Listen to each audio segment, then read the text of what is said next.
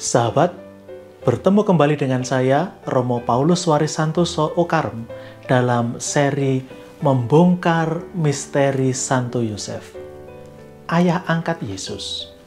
Kali ini kita akan melihat Santo Yosef, teladan dalam keberanian. Sebelum kita mengupas lebih jauh, mari kita memulainya dengan mendoakan doa malaikat Tuhan. Demi nama Bapa dan Putra dan Roh Kudus. Amin. Maria diberi kabar oleh malaikat Tuhan bahwa ia akan mengandung dari Roh Kudus. Salam Maria, penuh rahmat Tuhan sertamu, terpujilah engkau di antara wanita, dan terpujilah buah tubuhmu Yesus. Santa Maria Bunda Allah, doakanlah kami yang berdosa ini, sekarang dan waktu kami mati. Amin. Aku ini hamba Tuhan, terjadilah padaku menurut perkataanmu. Salam Maria, penuh rahmat Tuhan sertamu, terpujilah engkau di antara wanita, dan terpujilah buah tubuhmu Yesus. Santa Maria Bunda Allah, doakanlah kami yang berdosa ini, sekarang dan waktu kami mati. Amin. Sabda sudah menjadi daging dan tinggal di antara kita. Salam Maria, penuh rahmat Tuhan sertamu, terpujilah engkau di antara wanita, dan terpujilah buah tubuhmu Yesus. Santa Maria Bunda Allah, doakanlah kami yang berdosa ini, sekarang dan waktu kami mati. Amin. Doakanlah kami ya Santa Bunda Allah, supaya kami dapat menikmati janji-janji Kristus. Marilah kita berdoa. Ya Allah, karena kabar malaikat kami mengetahui bahwa Yesus Kristus Putramu menjadi manusia, curahkanlah rahmat-Mu ke dalam hati kami, supaya karena sengsara dan salibnya, kami dibawa kepada kebangkitan yang mulia, sebab Dialah Tuhan dan pengantara kami. Amin. Sahabat, jika Anda baru pertama mengunjungi channel ini dan melihat pengajaran Santo Yosef, ada baiknya saya memberi gambaran singkat mengapa saya melakukan pengajaran Santo Yosef. Pertama, Paus Fransiskus menetapkan bahwa tahun 2021 ini adalah tahun Santo Yosef. Kita dipersembahkan kepada perlindungan dan pendampingan Santo Yosef.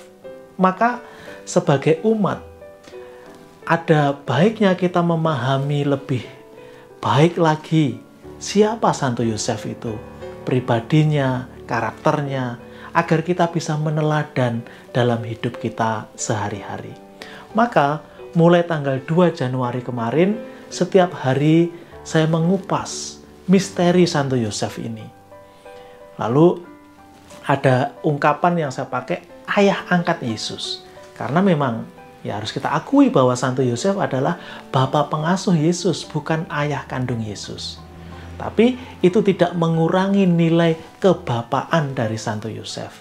Karena menjadi seorang bapak, menjadi seorang ayah, itu bukan karena kelahiran, tapi karena apa yang dia lakukan. Nah, kita sudah melihat Santo Yosef itu ayah Yesus, Santo Yosef itu suami Bunda Maria, lalu Santo Yosef itu teladan dalam ketaatan, kemudian juga teladan dalam iman, teladan dalam pengharapan, dan juga yang terakhir kemarin kita melihat teladan dalam cinta. Maka sekarang kita melihat nilai yang lain lagi, kebajikan yang lain lagi, yaitu kebajikan keberanian. Santo Yosef adalah teladan dalam keberanian. Sahabat, sebelum kita membahas lebih jauh lagi, lebih detail lagi mengenai teladan keberanian yang diberikan oleh Santo Yosef, saya ingin membacakan apa yang diminta, apa yang ditegaskan oleh Yesus kepada semua pengikutnya, yaitu mengenai garam dunia dan terang dunia. Dari Injil Matius bab 5 ayat 13 sampai dengan ayat 16. Kamu adalah garam dunia. Jika garam itu menjadi tawar, dengan apakah ia diasinkan? Tidak ada lagi gunanya selain dibuang dan diinjak orang. Kamu adalah terang dunia. Kota yang terletak di atas gunung tidak mungkin tersembunyi. Lagi pula orang tidak menyalakan pelita, lalu meletakkannya di bawah gantang, melainkan di atas kaki dian, sehingga menerangi semua orang di dalam rumah itu. Demikianlah hendaknya terangmu bercahaya di depan orang, supaya mereka melihat perbuatanmu yang baik dan memuliakan Bapamu yang di surga.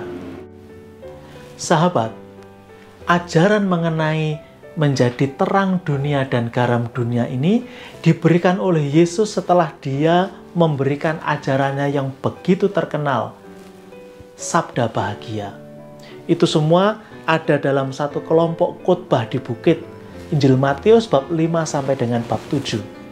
Nah, Yesus memulai ajarannya dengan begitu gamblang jelas. Yesus tidak berbelit-belit, Yesus tidak menggunakan kata yang susah dipahami, karena Yesus bukan seorang filosof, seorang ilmuwan, seorang yang suka menggunakan kata-kata yang bombastis luar biasa.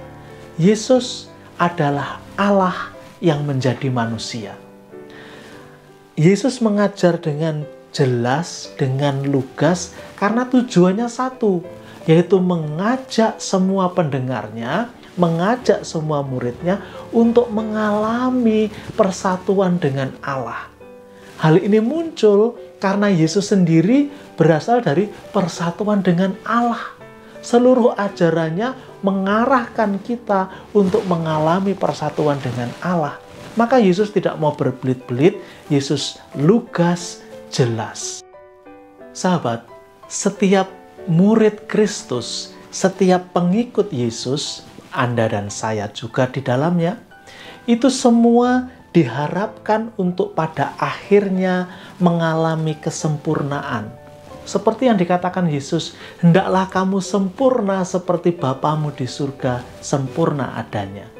Nah, untuk sampai ke sana, Yesus juga memberi modulnya. Kalau sekolah itu ada modul-modulnya, ada metodenya, ada langkah-langkahnya. Dan 8 sabda bahagia adalah langkah-langkah yang harus diikuti oleh setiap murid Yesus untuk sampai di sana. Nah, ini semua tentu tidak datang dengan sendirinya, dengan kita berbekal kemampuan, kekuatan, kecerdasan mungkin, tapi semuanya terjadi karena rahmat Allah. Berkat Allah, rahmat Roh Kudus, dan kita mendasarkan, menyenderkan hidup kita kepada sabda Allah, maka kita akan dibawa ke sana. Sahabat, di mana kemudian letak keteladanan Santo Yosef di sini? Mengapa kita memulainya dengan ajaran Yesus?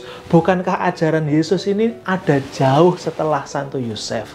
Bukankah kita tidak pernah mendengar cerita tentang Santo Yosef? Jangan bingung. Keteladanan Santo Yosef itu ada, dan kita akan melihatnya bukan sekarang, tetapi besok dan lusa kita akan membahasnya. Sekarang kita sampai di sini dulu. Mari kita memanjatkan doa kepada Santo Yosef. Demi nama Bapa dan Putra dan Roh Kudus. Amin. Santo Yosef, perlindunganmu amat besar, amat kuat, dan amat cepat di hadapan singgasana Allah. Aku mempercayakan kepadamu segala kepentingan dan keinginanku.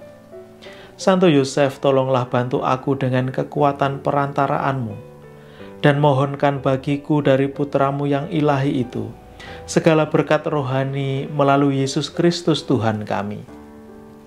Dengan demikian, dibantu oleh kekuatan surgawimu di bumi ini, aku dapat mempersembahkan terima kasih dan hormatku kepada Bapa yang Maha Kasih. Ya Santo Yosef, aku tak pernah jemu memandangmu dan memandang Yesus yang tertidur dalam pelukanmu. Aku tidak berani mendekat selagi dia beristirahat tenang dekat hatimu. Dekaplah dia atas namaku, dan ciumlah keningnya yang indah itu bagiku. Dan mohonkanlah agar dia membalasku dengan ciuman bila mana aku hampir menghembuskan nafasku yang terakhir. Santo Yosef, pelindung jiwa-jiwa yang akan berpulang, doakanlah aku. Amin. Demi nama Bapa dan Putra dan Roh Kudus. Amin.